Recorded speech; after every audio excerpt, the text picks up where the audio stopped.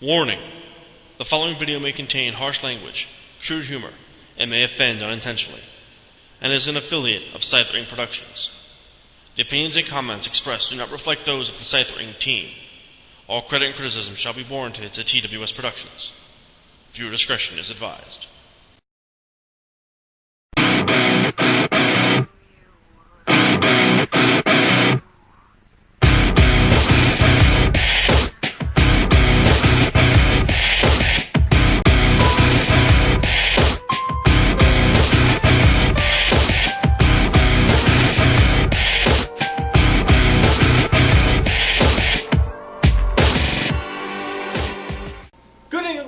Welcome to That Wrestling Show, off of the heels of a great TNA pay-per-view.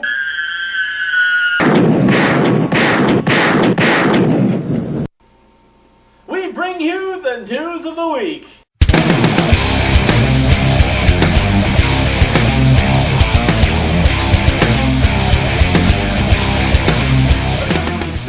The Reunion, starring John Cena. It got 1 star, says one critic, and says many critics to follow. It mentioned that, well, believe it or not, it had, well, little to do, and I actually wondered where the business acumen of the enterprise was. Yeah, needless to say, The Reunion starring John Cena, that's the one where his whole family inherits money and they have to team together and become a bounty hunting service group, whatever.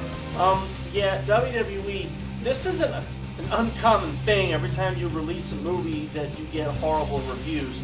Now, I know you're gonna sit there and go, well, someone liked it, yeah. But if you keep making movies for just that one person, you're spending a lot more than you really should. Here's a better idea, though. You don't have to take this if you want. In fact, you can take the credit if you desire to. Stop making movies and take that money and put it towards your wrestling product. I guarantee you'll make more money that way, as opposed to a box office movie that didn't sell any more worth than popcorn. That went straight to DVD. Some sources say that WWE talent is actually getting pinched for taking spice, which is fake marijuana, actually causing them to get caught in the process. Believe it or not, a lot of talent has actually gone back to the real thing. Okay, I want to try to figure this out here.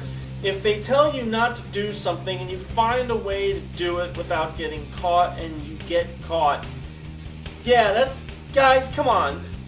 Any WWE talent that's on drugs, you know what, just get out of the fucking company. We don't have time for your bullshit. We don't have time for all the stories and, oh, it does nothing to you. We don't want to hear that story anymore. Just stay clean. You got a fucking job. Just stay clean and knock it off. It's absolutely ridiculous. Just stop.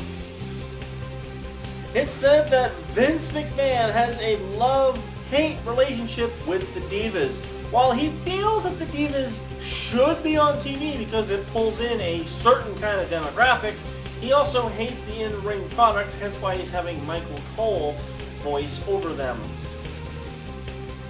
I don't know what the hell Vince's problem is with the Divas product, other than the fact that the Divas that he has suck.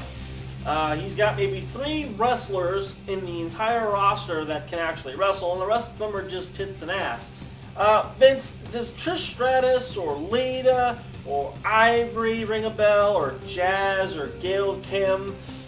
Any of Victoria, any of those names ring a bell? Maybe back when women's wrestling was worth watching? I mean, come on, of course you're going to have a love-hate relationship because, let's face it, they suck. The current women's division right now sucks, and if you think that Karma's coming back, don't hold your breath, because there ain't no chance in hell that bitch is coming back. Not after what you just said about the women's division. Rumor has it that officials have actually been in talks with Chris Jericho about possibly returning to WWE, perhaps at a match at WrestleMania 28. Jericho responded via Twitter saying A, true, B, false, C, maybe, D, none of the above, or E, all of the above. Jericho might or might not be coming back. Well, we'll see how well that goes. This is actually a small joke that's being played around the WWE offices, and those of you that know my internet meme know exactly where this is coming.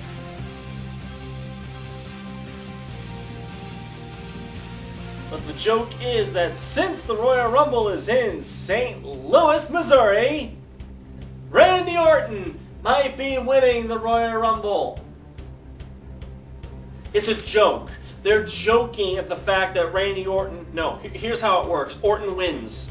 It doesn't matter if it's a 10-man tag, a 41-man battle royal. It doesn't matter if he loses the match. He still ends up being on top. Orton wins. That's all you need to know.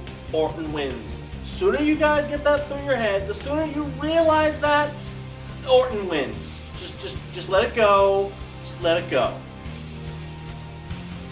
Ziggler, believe it or not, backstage has been told to be gotten a lot of praise for being held as a champion and actually carrying Mason Ryan in the match on Monday Night Raw. So Ziggler's getting praised for carrying Mason Ryan. There should be a hint there. There should be a big hint right there.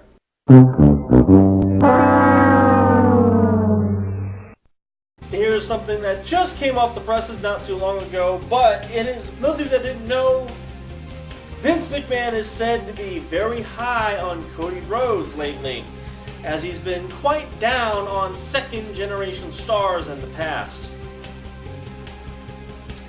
Okay, I just gotta tell Vince McMahon something. I mean, I'm at that point where I have to question logic here.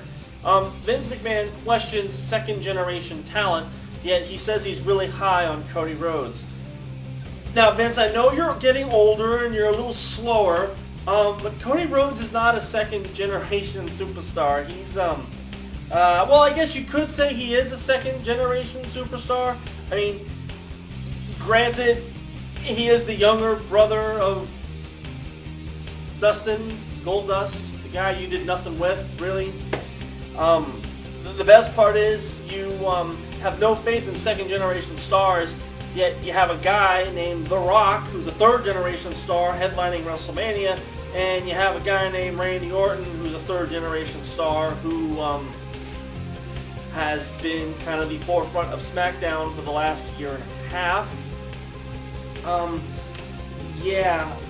don't quite understand where your logic is here, Vince. You have no problem with third-generation talent, but it's the second generation you have a problem with. Seeing as how that, well, I got nothing. Vince, I got nothing for you. I think it's time that we put you down for a little while and let you take a rest and take a break, because I think you're starting to lose your grip on reality here. You don't like second-generation stars and you don't like women's wrestling, yet you praise Cody Rhodes, who's a second-generation star, and yet you have guys like The Rock and Randy Orton. Yeah. And the last bit of news for this week, and those of you that don't know, Mil Mascaras has been announced as being the first entrant in the WWE Hall of Fame. Those of you that don't know, he was a part of the company for a very, very, very brief moment in time. That was at the 1997 Royal Rumble, and I believe it was in Houston, Texas, or maybe it was El Paso. I know it was definitely in Texas. But that's going to do it all for this week's episode of, well, That Wrestling Show. Cut that right there. And that's going to do it for the news portion this week on That Wrestling Show. Nice to see Mil Mascaras going in there. Hopefully to God they won't have Rey Mysterio do some kind of fucking tribute show to him, because let's face it, Mil Mascaras, Rey Mysterio, no. Mascaras es bueno, Rey Mysterio, it's okay. I see, no, but that's enough. That's really all we have. Now, here's time for the breakdown.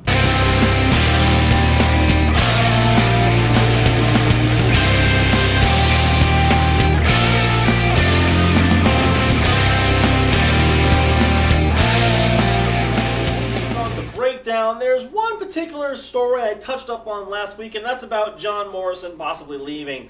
Now, here's my general thoughts about this. I was actually asked about this by a couple of people. John Morrison, one of the guys that's being constantly buried for one small little insignificant reason, yet he has no legitimate heat, he doesn't cause any trouble, and he's just an all-around nice guy, and he wrestles when he has to wrestle. He ignites the crowd, and people legitimately like him. But because, for some reason, he didn't fight Batista for fucking Melina, even though they had an open relationship, and even though Melina was kind of twittering and Facebooking and just throwing everyone's name under the mud, Morrison gets the blame for it.